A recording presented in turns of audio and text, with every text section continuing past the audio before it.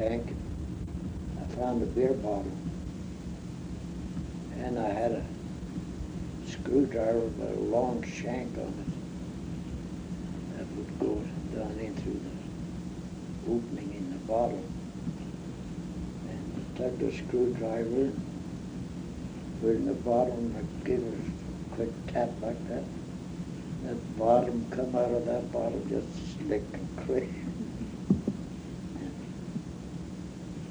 And looked at me and she said, "By God," she says, "no, I've seen everything." Yeah, but it was pretty good fun.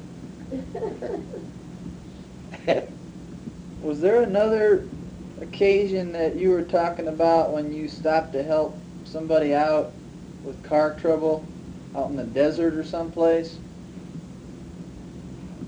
Seemed like I recalled you were on your way to California or something. Maybe not. I don't remember. Seemed like you were talking about you were you went one way and ended up you found out you should have went the other way or something. I don't quite remember the details of that story. Was there one where you needed some sort of a part and you looked down on the ground and there it was? I can't remember. I might be mixed up with some things Mrs. Aiden told me. That could be. Yeah. Yeah, I guess she had some experiences too. Oh yeah. But I guess you have to be satisfied with that. Well, what about the little tape here? We might as well fill it up. What about, you were talking the other night about you went up to this guy's cabin that was supposed to put you up, and he had his family there for Christmas? Oh. Yeah. Oh, yeah. We went over on the other side of Cold Bank Hill. That was on Christmas Eve. And we got back to this Fire Company station about 10 o'clock Christmas Eve. And I knew the fire, and the lights were still on in the cabin. I said, "That's something unusual, him being up this time of night." And I rapped on the door, and he comes to the door. "Wait," he says, "what are you doing out here?" I says, "I'm looking for a place to stay overnight." Well, he says, "I can't do anything for you tonight." He says, "My family is up there to spend Christmas with me." Well, I says, "Can you give us something to eat?" "Yeah," he says, "I'll feed you." And he said, "It's a sheep herder's cabin over here a little ways." And he says, "It's got a fireplace in it, a bunk." I said, "I don't know what else is in there," but he says, "I'll give you a place to stay for the night." I said, "All right." Had our supper. He took us over to this cabin. It had quite a bit of wood in there. We finally got a fire started, but we near froze to death keeping the fire going. And so I looked at the bunk, and it had an old mattress on it. Over in the other corner of the cabins, an old mattress rolled up laying there. I got it, put it on top of this one on the bunk, buttoned up my jacket. I says, says, I'm going to bed, good night. I crawled in between these two old mattresses. And you woke up the next morning and you stick your hand out between those logs in the wall, you know. 32 below zero. Ooh. It's getting pretty cold. Oh, boy, oh boy. And did you go out and wash yourself with a piece of ice? Yeah. What was Durango like in 1910, Pete? Well, it wasn't much of a place. Lots of vacant lots on Main Street. And, you take Main Street down here from 17th Street on north, wasn't even a street light.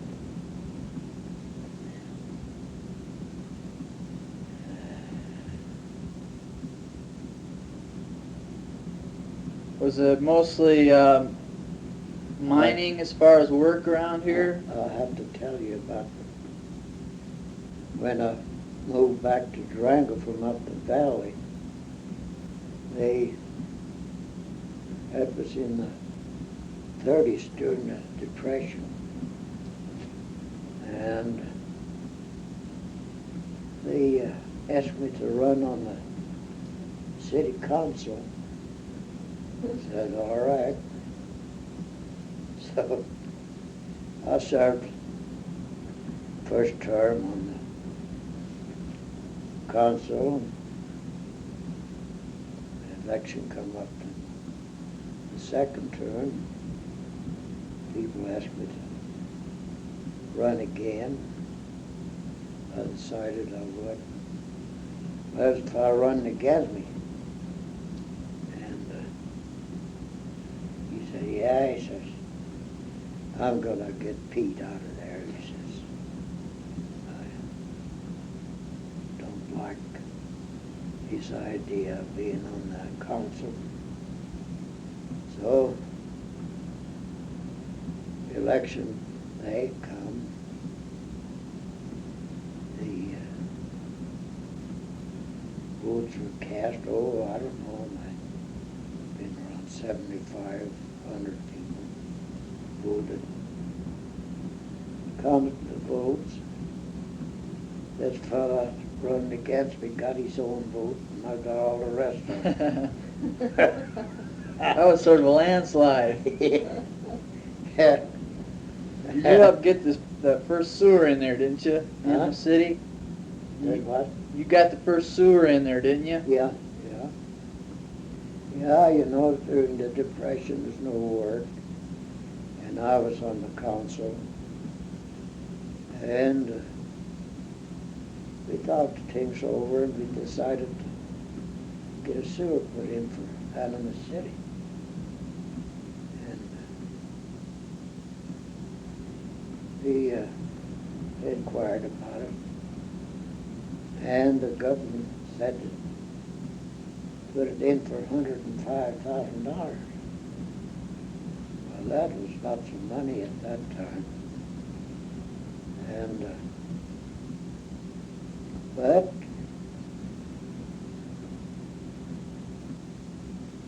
he says we can, that's what the original cost would be, but he says, I think we can cut that down quite a bit. Well, we gave him the job to put in the sewer. And it cost them the city $15,000 instead of $105,000. And he got to buy a truck, and we all gravel and stuff for the job, so the truck doesn't cost us anything. But you know, there's several people kicking about us putting in that sewer.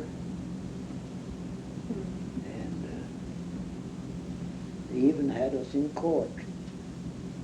Had us subpoenaed in court and tried to make us quit. And the judge kind of agreed. He says, boys, you're doing a wonderful job. Just go right ahead and do it.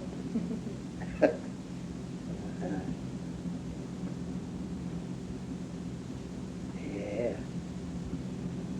And when I was on the council, we going through some of the minutes for years by, and there's one minute there that showed where some fellow drowned above Animas City, and his body lodged against the 32nd Street Bridge. And Animas City had an ordinance that if you carried a concealed weapon, you'd be fined. Well, this guy had a gun on him, so they fined him. They fined him.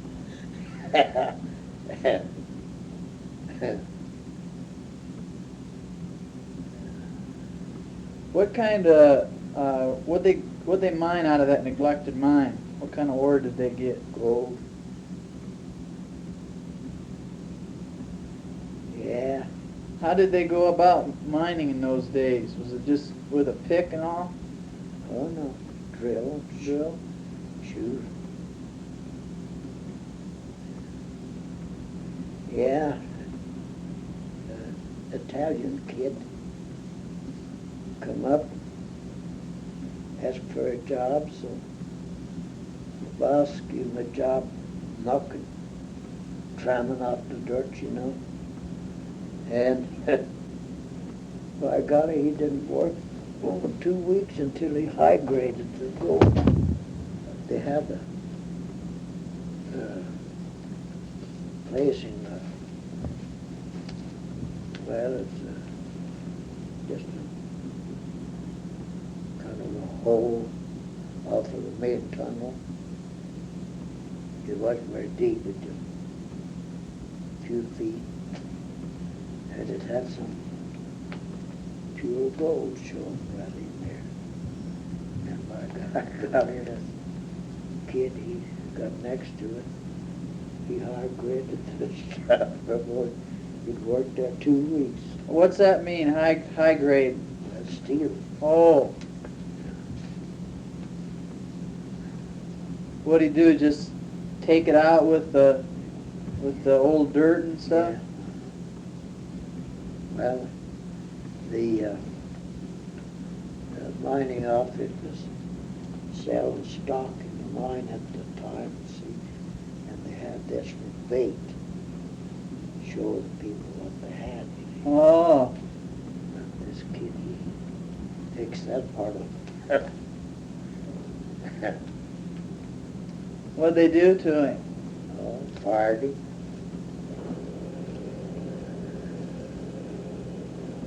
He'd probably gotten a lot of gold out of there by then, though, hadn't he? Well, he got some, I don't know just how much. He got some. Is that a pretty common occurrence for somebody to get some gold for themselves? Oh, yeah.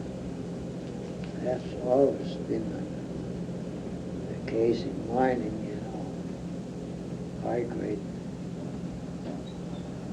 Have some ore that runs pretty good, working on steel. Some of it anyway. Uh-huh. It wasn't worth it to steal the cruder ore, huh? Yeah.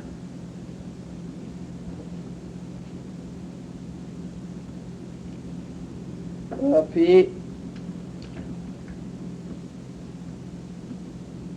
guess we've pretty well covered the highlights, huh? Yeah.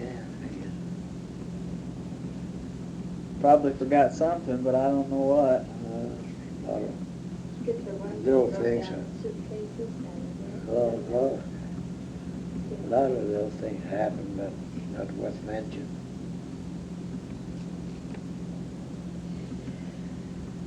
Oh, First telephone in Yeah, got that. oh yeah. Yeah, I didn't mention that. Have you got some tape yet? Oh, yeah. Well, 1913, I put in the first telephone at Mesa Verde Park. They had no telephone service. So we put up a line.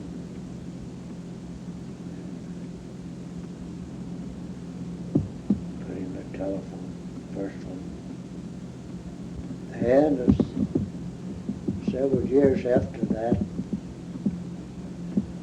they had a case of trouble on the line. And they asked me to come out and get the trouble. I told them I would for $25. And he goes, oh, no, you can't pay that kind of money. I said, all right. I said, I'm not crazy about getting it. I said, I'd get it after work. And so it went on, and he put his own men on looking for this trouble, you know, on the line. And I guess they spent about $200 trying to find the trouble, and then they didn't find it.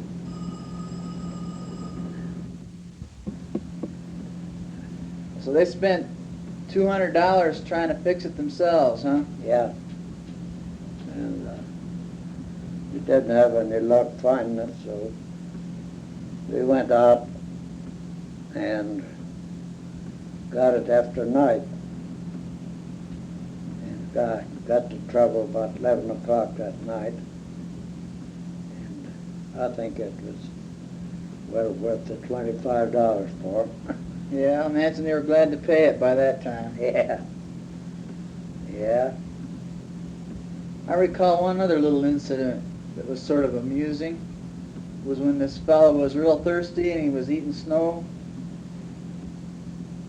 Oh. Yeah. Yeah. At one time, over on the other side of Coal Bank, the fellows with me kept eating snow all the time, and I told him to quit it. I said, that's the worst thing you can do when you're traveling like we are. And he heard some water running under the snow.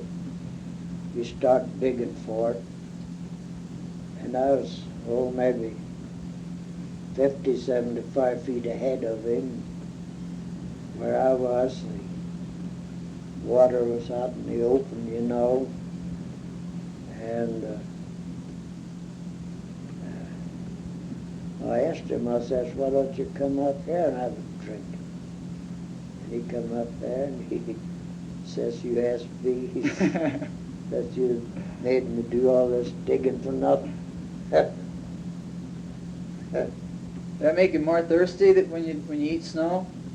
Yeah, well, you just have to keep eating it. Oh. That seems like, I don't know. I'll tell you something that's good if you're out in the snow like that.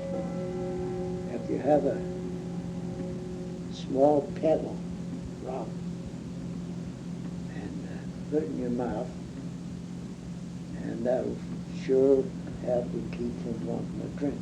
Oh, yeah? Yeah, it's just remarkable what it will do. Huh. Is that the same time when you were skiing and there was a place where the dust had blown up on top of the snow? Yeah, that's up on Coal Bank, yeah. And, yeah, we had one of those dust storms, and we was coming down off of Coal Bank. I was ahead. I noticed that black streak on the snow, and I knew what it was because you'd had a dust storm. I prepared myself for hitting it. And I got across all right, but the guy was with me, why, he didn't realize what it would do. He'd come down there and he hit that streak of dust. His skis just stopped just like that, you know. You sure went a spinning.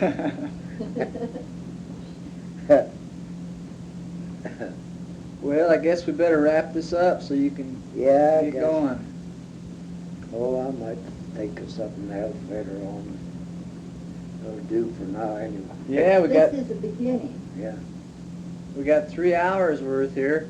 yeah. It's pretty good. That's really good.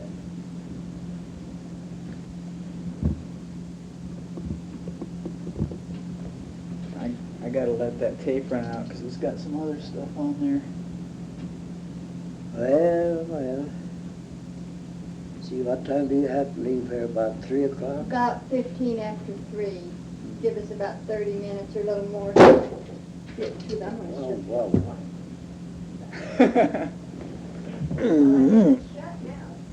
Watch the cord, Pete. Huh? Watch the cord there. Yeah. I believe you got it. There you go. Jump rope.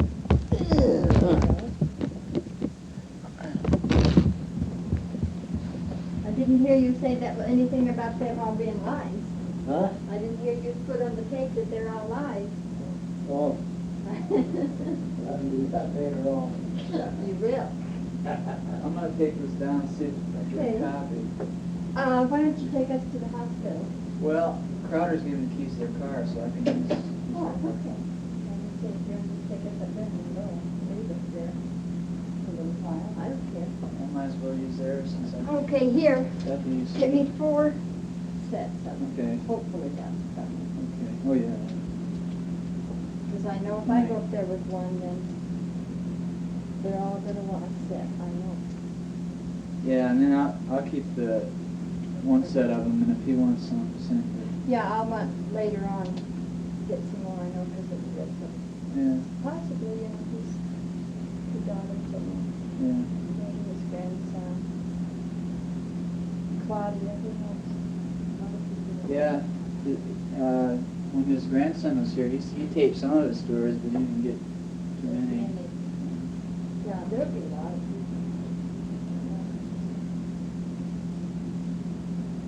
We gotta wait for this to run out.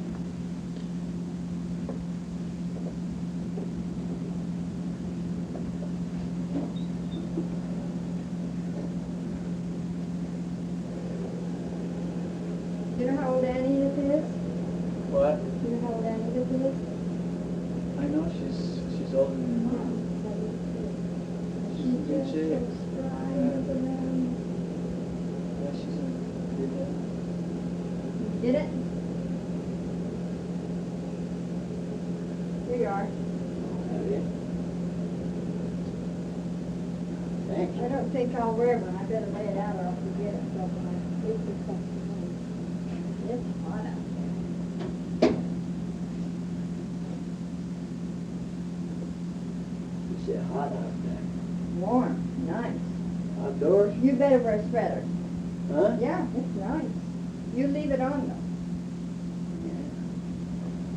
Okay, well, we'll go on, Doug. We'll see you Okey-doke. later when you get back.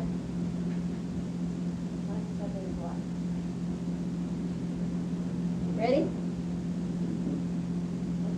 Are you cane? Are you wanting your cane or what? Yeah. You're all right.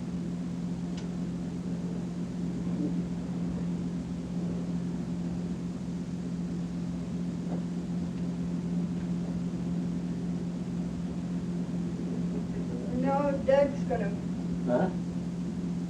Doug's still here.